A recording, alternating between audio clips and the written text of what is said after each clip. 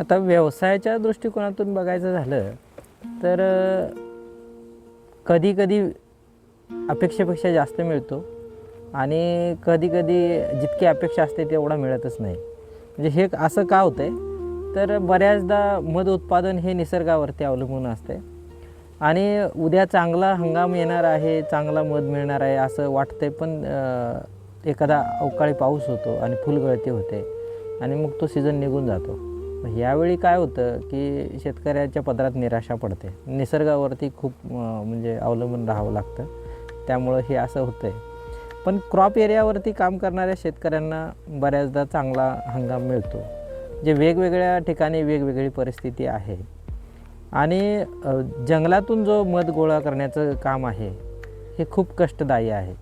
म्हणजे पहिल्यांदा त्या मधमाशा कॅप्चरिंग कराव्या लागतात, बॉक्स भरावे लागतात आणि बॉक्स भरल्यानंतर ते पुन्हा त्यांना सेटल करावं लागतं. त्या मधमाशांची म्हणजे मनधरणी करावी लागते की त्यांनी राहावं आपल्याकडं, असं त्यांना परिस्थिती निर्माण करावी लागते. तर हे सगळं झाल्यानंतर त्या राहतील का नाही हा एक प्रश्न असतोच. पण बऱ्याचदा नवीन जर समजा बॉक्स असेल, त्याला कलरचा वास असेल किंवा त्या ठिकाणी उन्हाचा त्रास होत असेल, मुंग्यांचा त्रास होत असेल किंवा आपल्या अप्रोक्ष म्हणजे मधपाळाच्या व्यतिरिक्त तिथं कोणीतरी ती पेटी उघडून बघत असेल किंवा त्यातलं काही पोळं कापून खात असेल, तर ह्या त्रासानं त्या मधमाशा निघून जातात आणि मधपाळाच्या पदरात निराशा होते. म्हणजे शेतकरी निराश होतो त्याच्यामध्ये. काही ठिकाणी म्हणजे पूर्व भागात जर गेला तर पश्चिम भागात ज्या लोकांना माहीत आहे की बाबा ह्या शेतकऱ्याच्या पेट्यात त्याला खूप एफर्ट्स घ्यावे लागतात, त्याला खूप कष्ट करावं लागतं, ते लोक कोणी एकमेकाच्या पेटीला हात लावत नाहीत. पण पुढं जसं जाऊ आपण तसं पेट्या काही चोरी होणे किंवा त्यांचं मधाचं सुपर काढून नेणे किंवा त्या पेटीतला मध काढून नेणे, ह्या गोष्टी घडतात. तर हे जरा चुकीचं होतं आहे आणि त्यामुळं त्याचा त्रास होतो आहे. बाकी उत्पादनाच्या बाबतीत जर तसं म्हटलं तर हा व्यवसाय करू इच्छिणाऱ्यांच्यासाठी खूप चांगला व्यवसाय आहे असं मी का म्हणेन. तर आपल्याला समजा कोणताही व्यवसाय उभा करायचा झाला तर त्यासाठी जागेची निवड करावी लागते किंवा जागा स्पेशली लागते. तर मधपाळ किंवा मधमाशी पालन व्यवसाय करत असताना त्याला जागा अशी काही निवडावी लागत नाही किंवा त्याच्यासाठी त्याला स्पेशल जागा पाहिजे किंवा शेड पाहिजे, एखादा दुकानचा गाळा पाहिजे किंवा भाडेतत्वावरती जागा घ्यायला पाहिजे. ह्या गोष्टी शून्य खर्चात होतात. म्हणजे ते जंगलात ठेवू शकतात, कुणाच्याही शेतात नेऊन ठेवू शकतात आणि तिथं आपल्याला काही भाडं द्यावं लागत नाही. उलट मधपाळांना पेट्या ठेवण्यासाठी भाडं उपलब्ध होते, म्हणजे भाडं मिळते. तर अशा पद्धतीनं त्यांचं उत्पन्न वाढू शकतं. म्हणजे ह्याच्यामध्ये पहिला जो मुद्दा आहे की आपल्याला जागेची निवड किंवा जो गाळा लागणार आहे किंवा समजा आपण शेळ्या, मेंढ्या, कोंबड्या, बकऱ्या जर काय पाळायचं झालं तर आपल्याला शेड निर्माण करावं लागतं. त्यासाठी त्यांना पाण्याची सोय करावी लागते, त्याचबरोबर त्यासाठी त्यांना लाईटची सोय करावी लागते. तर ह्या सगळ्या ज्या बाबी आहेत ह्या मधमाशी पालनामध्ये शून्य खर्चात होतात. त्याच्यासाठी खर्च लागत नाही. आपल्याला शेड उभा करावं लागत नाही, आपल्याला पाण्याची सोय करावी लागत नाही, आपल्याला लाईटची सोय करावी लागत नाही. ह्या गोष्टी सगळ्या व्यवसाय उभा करताना लागत नाहीत. मग तो नवीन जर कोणी मधपाळ म्हणजे या व्यवसायात येऊ इच्छित असेल तर त्यासाठी ह्या गोष्टी खर्चाच्या नाही आहेत. फक्त त्यांना घ्यावे लागतील ते काही बॉक्स. आणि ते बॉक्स खरेदीसाठी सुद्धा आपल्याला खादी ग्रामोद्योग 50% अनुदान देते आणि 50% अनुदान देऊन सुद्धा कमीत कमी 5 बॉक्स खरेदी केल्यानंतर त्यांना 10 दिवसाचं प्रशिक्षण देते. आणि ते प्रशिक्षण झाल्यानंतर पुढचा प्रश्न उरतो की तुम्ही काढलेलं उत्पादन कुठं जाणार आहे, तर ते खादी ग्रामोद्योग स्वतः खरेदी करते. म्हणजे नवीन उत्पादन म्हणजे घेणाऱ्यांच्यासाठी ही एक चांगली संधी आहे. खादी ग्रामोद्योग 50% तुम्हाला अनुदान देतं, ट्रेनिंग देतं आणि उत्पादनही घेऊन जातं हमी भावानं. जो काही ठरलेला भाव आहे त्यांचा, आता सध्या त्यांचा 500 रुपये प्रति किलोचा महाराष्ट्रातला सगळ्यात उच्चांकी दर आहे सातेरीचा. तर ह्या सगळ्या गोष्टी खादी ग्रामोद्योगच्या माध्यमातून प्रोव्हाइड केल्या जातात.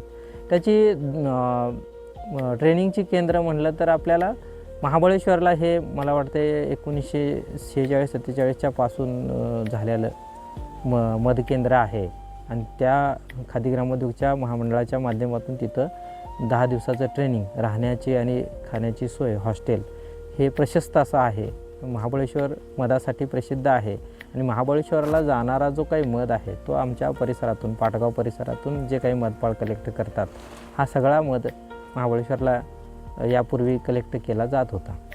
तर ह्याच्यामध्ये अजून एक महत्त्वाचा फायदा असा आहे शेतकऱ्यासाठी की जो निसर्गातून वाया जाणारी संपत्ती आहे, म्हणजे आता निसर्गात आपण पेट्या लावा अगर न लावा, पण फुलोरा हा येणारच आहे आणि त्या फुलोऱ्यातला आपण जर समजा नाही मध गोळा केला तर तो वाया जाणार आहे. तर ही वाया जाणारी संपत्ती आपल्याला कलेक्ट करायची आहे किंवा गोळा करायची आहे. हा एक त्याच्यातला फार मोठा फायदा आहे. आपण त्याच्यावरती जर जास्त पद्धतीने लक्ष दिलं तर तो तेवढा बेनिफिशियली ठरू शकतो. पण बऱ्याच अंशानं असं आहे की समजा कोंबड्या, बकऱ्या, शेळ्या, मेंढ्या, गाई, जर काय गाई गुरं आपल्याला पाळायची झाली तर त्यांना 24 तासामध्ये माणसानं एकदा तरी व्हिजिट करणं गरजेचं असतं. म्हणजे आपण त्यांना चारा पाणी द्यायचं आहे किंवा त्यांची देखरेख करायची आहे, तर ह्या गोष्टीसाठी माणसाला तिथं जावं लागतं आहे. पण मधमाशांच्या तुलनेत मात्र असं होत नाही. मधमाशा आणि जनावरं यांच्यामध्ये जर आपण तुलना केली तर मधमाशांच्या पेट्यांच्याकडं आपण 24 तासात एकदा जरी नाही गेलो तरी ते त्यांचं काम करतात आणि त्यांच्यापासून ते स्वतःचा उदरनिर्वाह करण्यासाठी कलेक्ट करणारा मध आपण काढून घेऊन आपलं म्हणजे हे होते, व्यवसाय होतो. तर अशा पद्धतीने समजा तुम्ही 4-2 दिवसाच्या सुट्टीवर जाणार असाल तर दुधाची जनावरं पाळणाऱ्यांना किंवा शेळ्या मेंढ्या पाळणाऱ्यांना ते पॉसिबल होत नाही.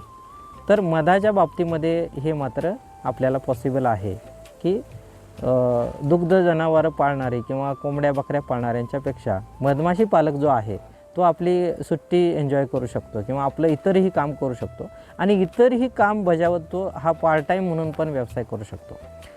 आता ह्याच्यापासून निघणारी जी उत्पादनं आहेत ही भरपूर आहेत. आता नवीन जे काही मधपाळ तयार होतात यांना निसर्गात कॉलन्या मिळतीलच असं नाही, तर ते विकत, जे जुने शेतकरी आहेत त्यांच्याकडून विकत कॉलन्या घेऊ शकतात आणि नवीन आपला व्यवसाय चालू करू शकतात. तर कॉलनी निर्माण करणे किंवा वसाहत निर्माण करणे हा ह्याच्यातला फार मोठा एक प्रोडक्ट आहे, फायदा आहे शेतकऱ्यासाठी. जे नवीन घेणारे आहेत त्यांना आपण पुरवठा करू शकतो. तर पहिलं जे काही ग्राहक आपला आहे ते कॉलनी विकत घेणारं ग्राहक आहे मधमाशी पालकाचं. तर दुसरं प्रोडक्ट आपल्यासाठी निघतं ते म्हणजे मध निघतो. आता मध हे म्हणजे सगळ्यांना माहीत आहे, मध हा खायसाठी वापरला जातो, अजून बऱ्याच कारणांसाठी वापरला जातो. त्यानंतरचं तिसरं जे प्रोडक्ट आहे ते आहे मेण. आता मध काढताना कॅपिंग जसं काढलं जातं आहे, त्याच्यावरचं सील काढलं जातं आहे, तर हे जे मध आहे हे कच्चं मेण एकत्र करून उकळून त्याचं परत मधाच्या काही म्हणजे अशा वड्या बनवल्या जातात आणि त्यापासून मेणबत्ती असेल किंवा इतर बाय प्रोडक्ट बनतात. त्याच्यामध्ये लिप बाम आहे, लिपस्टिक आहे आणि कॉस्मेटिक्स म्हणजे सौंदर्य प्रसाधनामध्ये मेण वापरलं जातं आहे. त्याचबरोबर काही पॉलिशसाठी मेण वापरलं जातं आहे. त्याचबरोबर फर्निचरमध्ये काही म्हणजे चांगल्या शोभेच्या वस्तू बनतात, त्यामध्ये जर समजा लाकडाला काही फट असेल किंवा हे असेल तर त्याच्यामध्ये ते वॅक्स भरलं जातं आहे. त्याचबरोबर मेणाचे काही पुतळे किंवा हे बनवले जातात, कॅन्डल बनवल्या जातात. तर ह्या कॅन्डल आपण ज्या नेहमी यूज करतो कॅन्डल त्याच्यापेक्षा चांगल्या क्वालिटीच्या आणि जास्त प्रकाश देणाऱ्या आणि जास्त काळ टिकणाऱ्या आणि ह्या कॅन्डलमुळं आपल्या आजूबाजू जे काही निगेटिव्ह हे आहेत म्हणजे आपल्याला त्रासदायक ठरणारे काही हे आहेत ते घटक आहेत ते त्या कॅन्डलपासून जाळले जातात. तर हे कॅन्डल जास्तीत जास्त गोव्यात जे आपले ख्रिश्चन लोक प्रेयर करतात त्यांची मागणी खूप असते की बी वॅक्सपासून बनवलेल्या कॅन्डल आपल्याला मिळाव्यात अशी त्यांची मागणी असते. तर हे वॅक्स जे आहे मेण आहे हा एक प्रोडक्ट आहे. त्याचबरोबर मधमाशीपासून प्रपोलिस निघतं आहे. तर आता त्या मेलिफेरा जातीच्या ज्या मधमाशा आहेत त्यांच्यापासून ते जास्त निघतं आहे. तर प्रपोलिस आपल्याला मार्केटमध्ये विकता येतं. त्याचबरोबर त्यानंतर रॉयल जेली नावाचा एक पदार्थ आहे.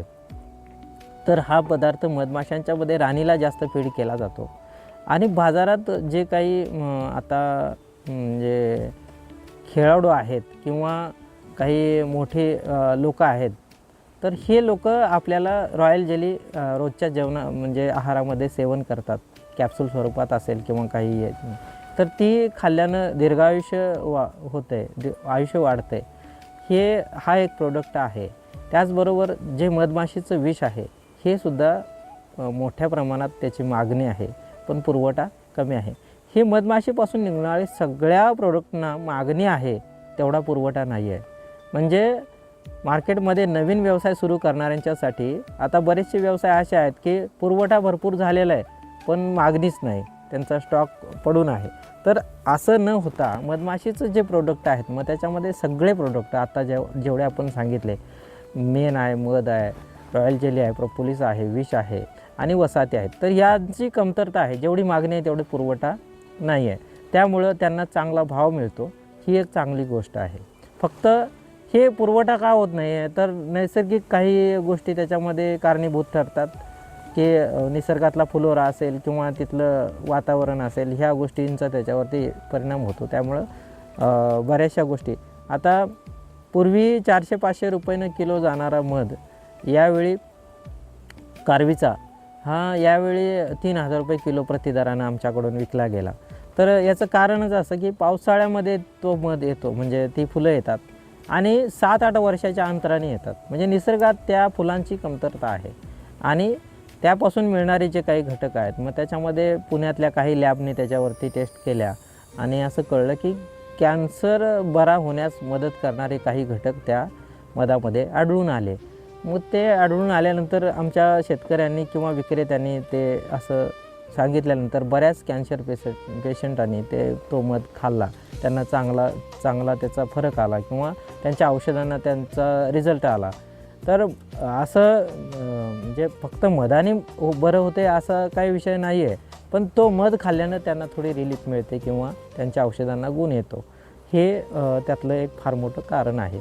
आणि निसर्गातच उपलब्धता त्या मधाची कमी असल्यामुळं, म्हणजे 8 वर्षातून एकदा असल्यामुळं त्याला चांगला भाव देखील मिळाला. आता ह्या सगळ्या उत्पादनांचा आपण बाजारभाव जर बघायचं म्हटलं तर मध अगदी मेलिफेराचा जो आहे तो 150-200 रुपये प्रति किलो किंवा 230 ते 250 रुपये प्रति किलोनं मिळतो. जितका पाहिजे तितका मिळतो. बाकी जो आहे आग्या किंवा हाताने पिळल्याला जो काही मध आहे हा 400-500 किंवा 700 रुपयेपर्यंत किलोनी मिळतो. आणि मशीननं काढलेला जो मध आहे, हार्वेस्टेड मशीननं काढलेला जो मध आहे, तो बाजारात 700-800 पासून अगदी 1500-2000 पर्यंत प्रति किलोने मिळतो. आता वेगवेगळ्या झाडापासून मिळणाऱ्या मधाची वेगवेगळे गुणधर्म आहेत. म्हणजे त्यामध्ये आता उदाहरणार्थ आपण घेतलं तर जांभळाचा मध. आता आपल्या परिसरामध्ये डायबिटीजचे पेशंट, शुगरवाले पेशंट जास्त म्हणजे प्रत्येक ठिकाणी आढळून येतात. तर आता अशी परिस्थिती आहे की जर समजा जांभळाचा मध त्याने सेवन करायला चालू केलं तर त्यांचं जे साखर आहे ही कमी होण्यास मदत होते किंवा वाढत नाही, जिथं आहे तिथं थांबते.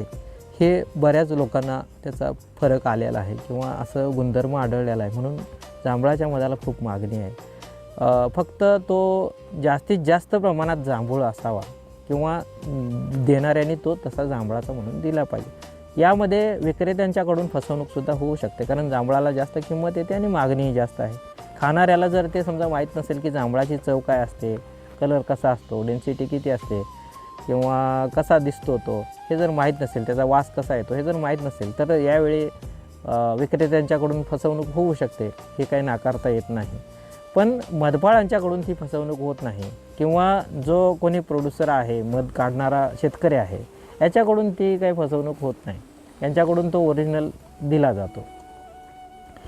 आता मधाची किंमत ही साधारण बाजारात 1000, 1200, 1500 वेगवेगळ्या कंपन्यांचे ब्रँड वेगवेगळे आहेत आणि त्या पद्धतीने राहते.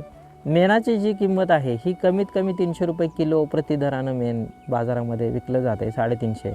मग त्याच्यामध्ये प्रोसेसिंग केल्यानंतर जो काही घटक बनवला जातो त्याचे वेगवेगळे रेट राहतात. आता आम्ही मेणपत्रा बनवतो. मेणपत्रा हा मधमाशीपासून नवीन मध उत्पादित करण्यासाठी सुपरला वापरला जातो, कोंब फाउंडेशन शीट म्हणून.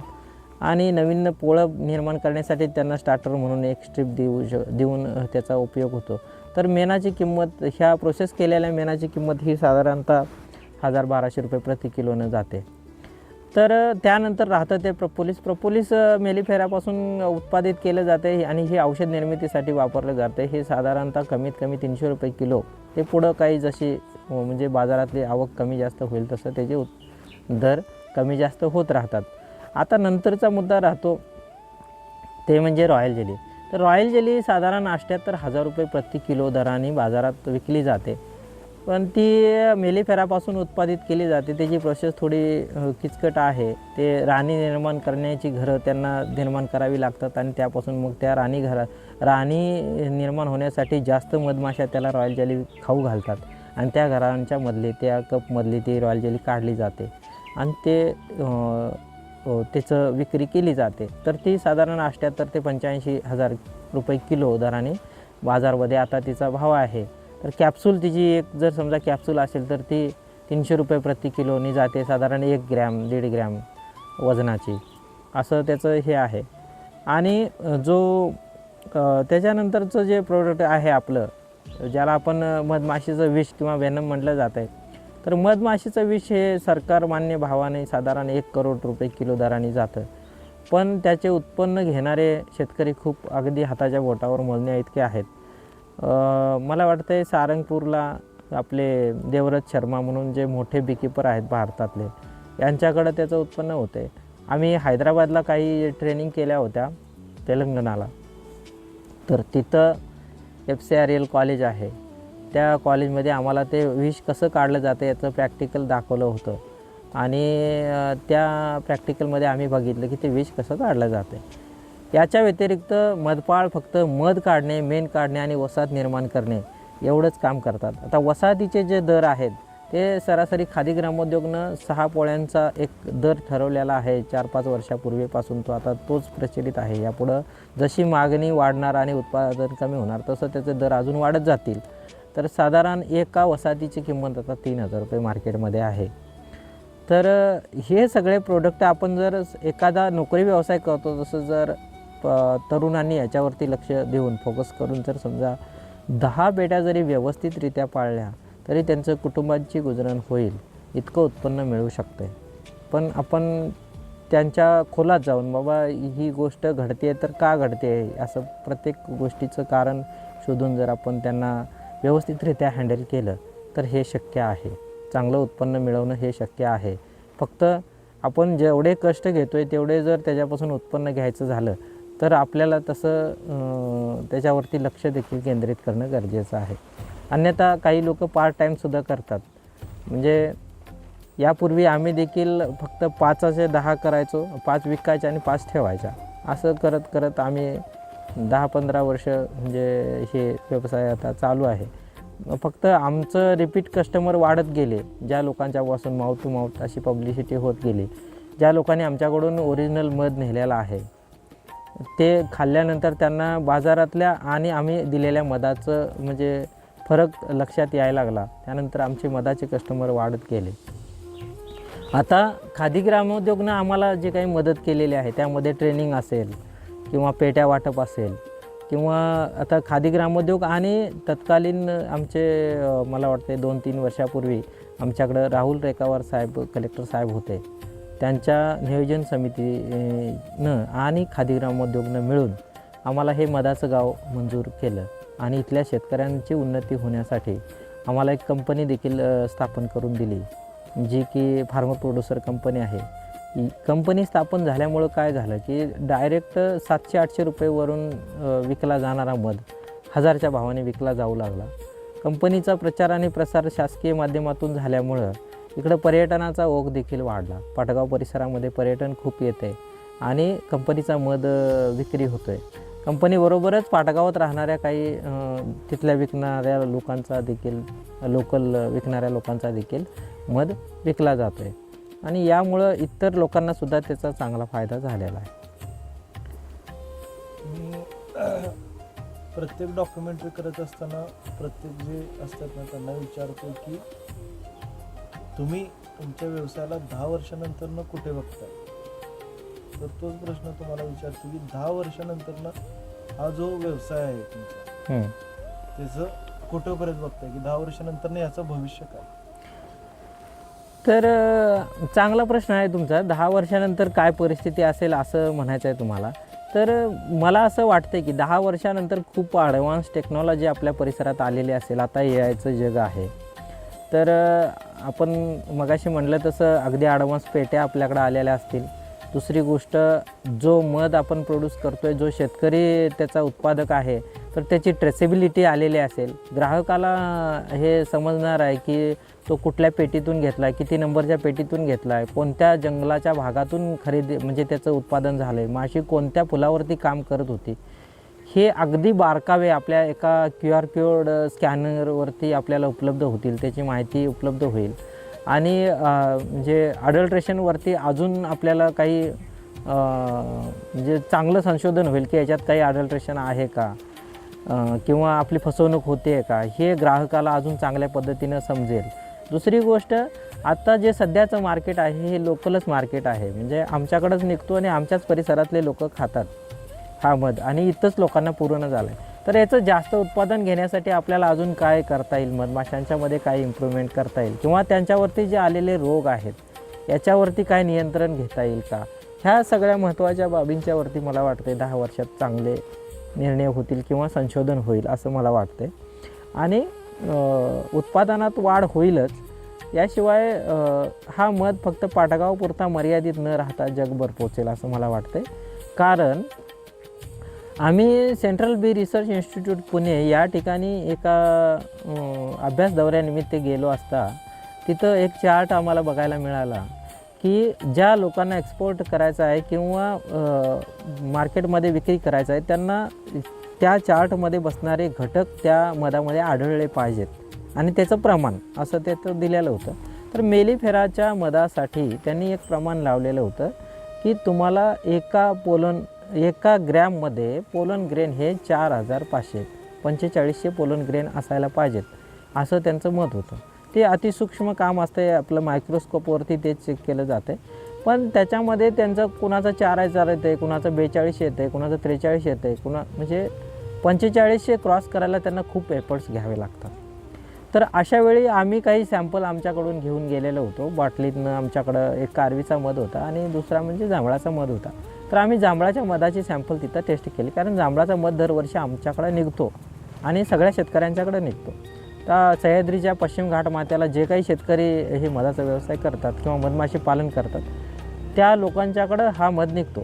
तर जांभूळ प्रामुख्यानं आम्ही ठरवलं की याच्यामध्ये काय घटक काय आहेत आपल्याला चेक करायचं आहे. ज्यावेळी रिझल्ट आला त्यावेळी आम्ही शॉक झालो.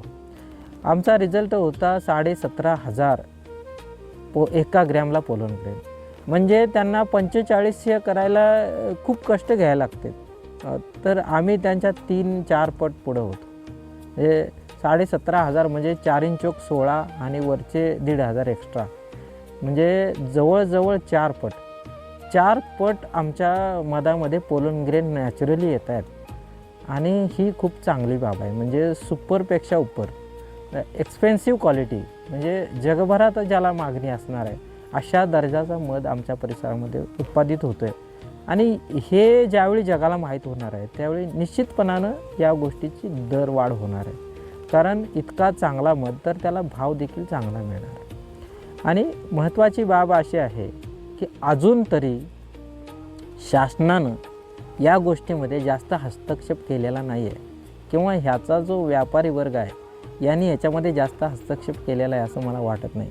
कारण शेतकऱ्याचे सगळे प्रोडक्ट याचा भाव ठरवण्याचा अधिकार शासनाकडे आहे किंवा जनतेकडे आहे. ते लोक त्याचा भाव तोलमोल करतात आणि तो विकला जातो. ऊसाचं तसं झालं, तांदळाचं तसं झालं. शेतकऱ्याचे जे काही शेतकरी पिकवतो खूप कष्टाने, पण त्याचं मार्केट त्याच्या हातात राहिलेलं नाही. पण मधाच्या बाबतीत अजून तसं झालेलं नाही.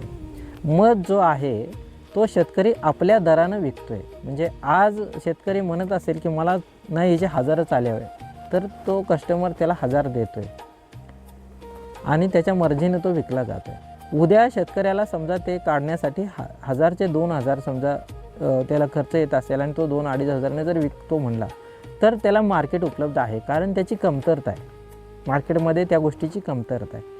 म्हणजे ही एक चांगली गोष्ट आहे की मार्केट अजून शेतकऱ्याच्या हातामध्ये आहे.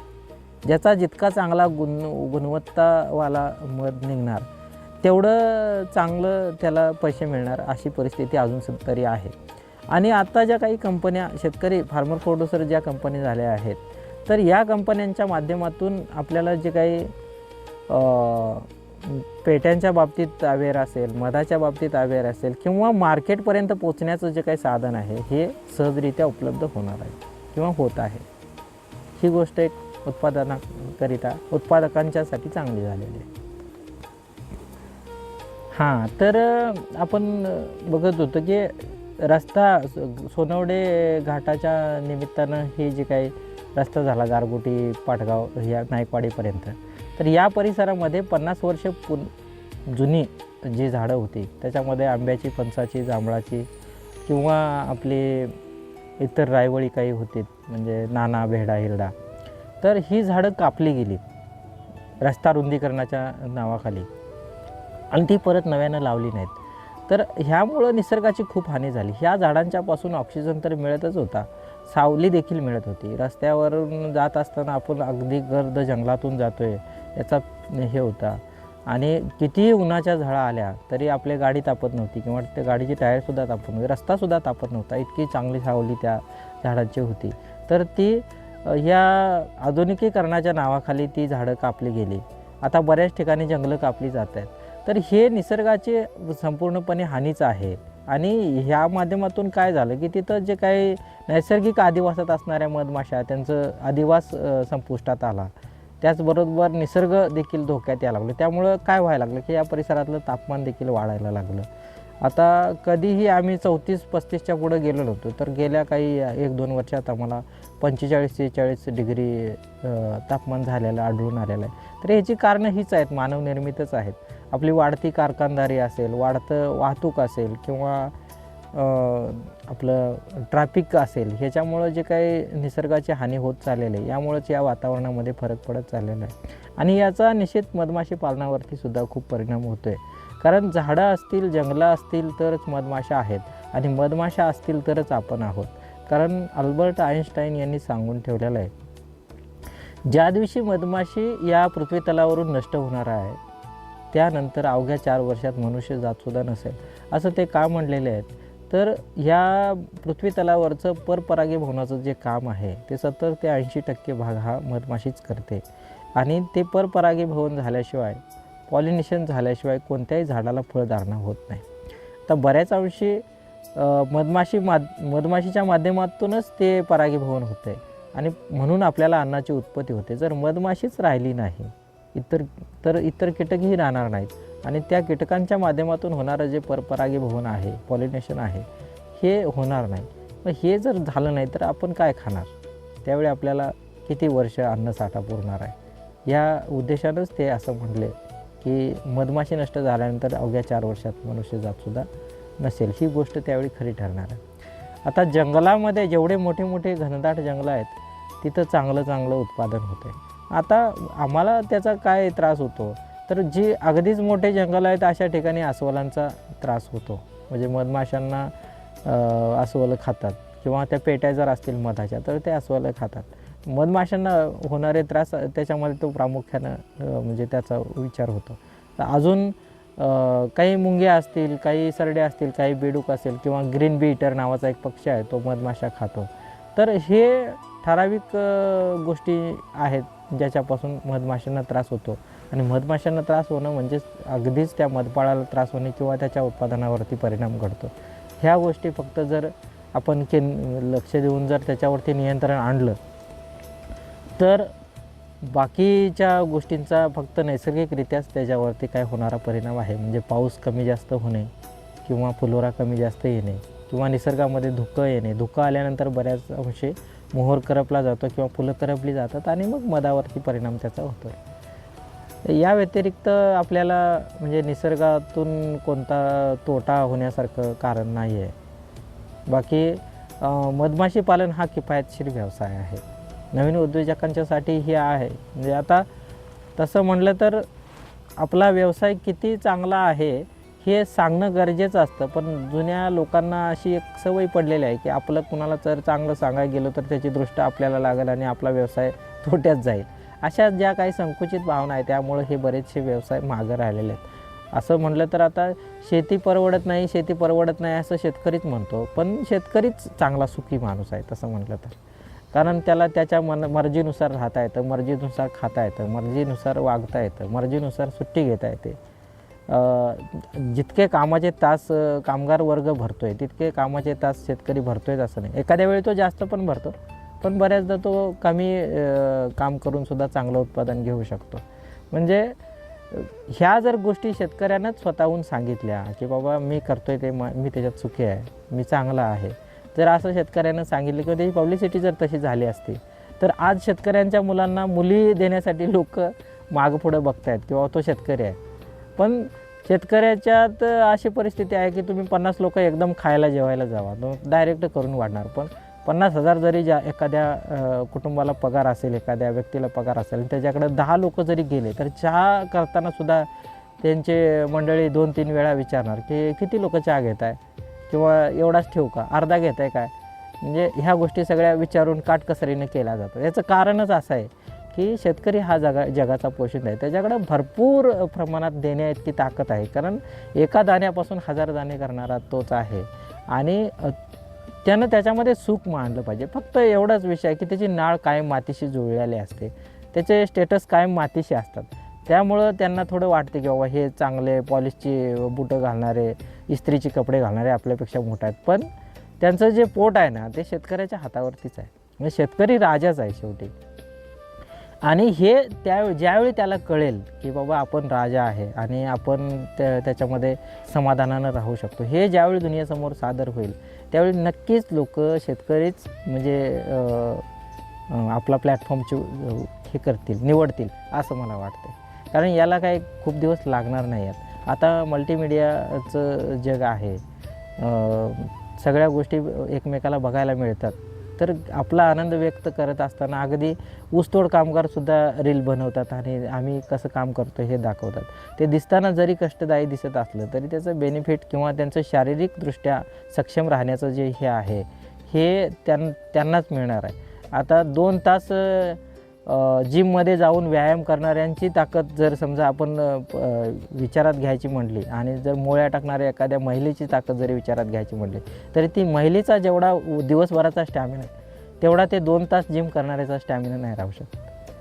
किंवा पोषण तत्व ते काही विकत घेऊन खाणाऱ्यांचं, ही साधी कांदा आणि भाकरी जरी खात असली तरी त्यांचा जो दिवसभराचं काम करण्याचा वर्कआउट करण्याचा जो स्टॅमिना आहे हा जिमवाल्यांचा नाही राहू शकत असं मला वाटतं. यांनी किती जरी म्हणजे इस्त्रीचे कपडे आणि पॉलिशची बुटं घातली तरी त्याचं काय मला वाटत नाही की ते शेतकऱ्यापुढं टिकतील म्हणून. कारण हे मेहनतीनं मातीतनं पिकवलेलं जे खातात, कमी केमिकलचं, कमी रासायनिक जे लोक खातात तेच लोक आज स्ट्रॉंग आहेत आणि तेच 4 वर्ष जास्त जगतात. अजूनसुद्धा काही खेडेगावामध्ये डोक्यानं पाणी आणलं जातं आहे, काखेतनं कळशा आणल्या जातात, त्या लोकांच्या गुडघ्यांचं काही त्रास नाही आहे. पण जे फरशीच्या घरात राहतात, लिफ्टनं वर खाली करतात, या लोकांना मात्र सांधेदुखी झालेली आहे, त्यांचं कोलेस्ट्रॉल वाढलेलं आहे, त्यांचं वजन वाढलेलं आहे, त्यांना एक्स्ट्रा जिम करायची गरज आहे. ते सगळे गोळ्या खात आहेत आणि हे विदाऊट औषधं जगत आहेत. म्हणजे आता आपण शारीरिकदृष्ट्या फिटनेस म्हणा किंवा मानसिक जे संतुलन आहे हे पैसावाल्यांच्याकडे कमी आहे आणि जे गरीब लोक आहेत, जे कष्टकरी आहेत, जे मजूर आहेत, जे शेतकरी आहेत त्यांच्याकडे खूप म्हणजे त्यांची संपत्ती आहे ती, मला असं वाटतं आहे.